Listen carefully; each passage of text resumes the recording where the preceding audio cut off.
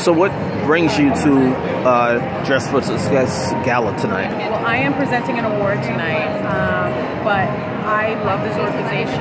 I love the notion that they are empowering women, in turn, I think empowering families. When you look at the census statistics, about 80% of our families are led by women, single women. And so when you empower a woman, you empower her children, and you empower our families, and you empower our country.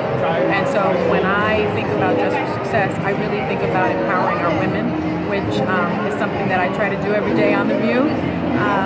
And it just the mission of Dress for Success aligns just perfectly with what I think is important.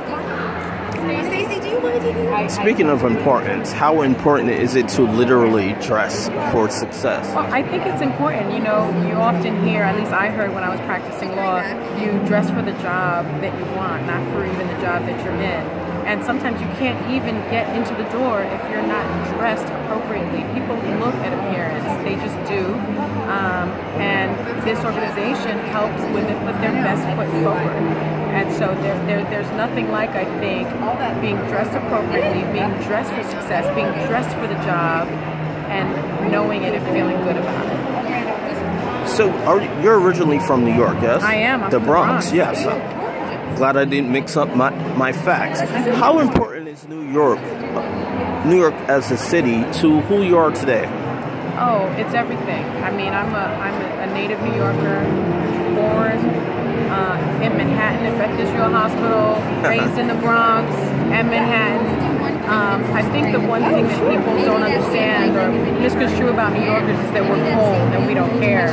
That's just not the case. I mean, New Yorkers care deeply about each other. They care deeply about New York. It's extremely diverse. It's the seat of finance. In many respects, with our new president, it has been sort of the seat of power. And I think it made me fearless. New York made me fearless. Final question: you're a legal expert. What are some of the biggest topics that you're asked to comment about? Well, I am ABC News' senior legal correspondent, and so I report on issues that are important to me, and I try to give voice to stories that otherwise wouldn't be told.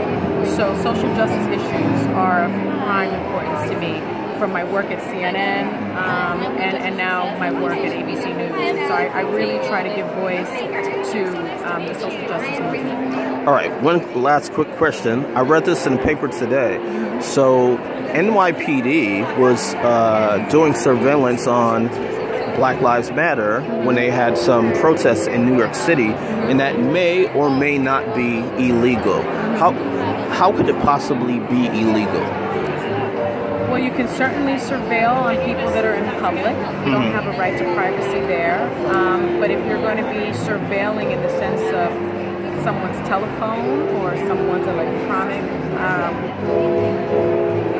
records, they were said to have intercepted text messages. You certainly generally need a warrant for that.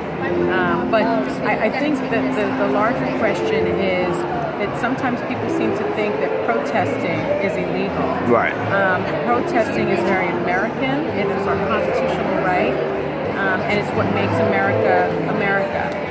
And so I hope that people realize that, and that there isn't this chilling effect where people aren't going to be protesting for what they believe in. Thank you. You're welcome.